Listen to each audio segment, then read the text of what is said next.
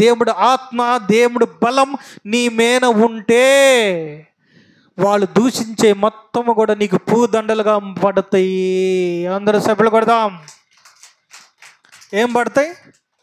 పూదండలుగా. కాకపోతే మనం ఏం చేయం? కరెక్ట్గా ఉండం. హల్లెలూయా.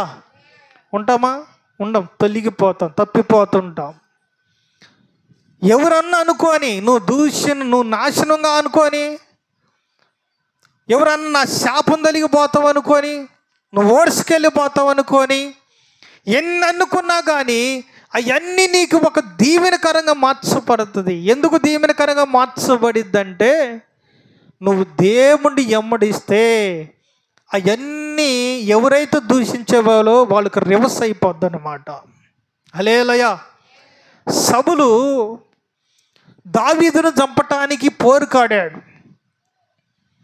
దావీదును చంపాలని, నా స్థానంలో దావీదు వస్తాడేమో, నా స్థానంలో నేను రాజుగా ఉన్నాను, నా స్థానంలో నా కుమారులు నా కుమార్తెలు ఉండాలనుకున్నాడు.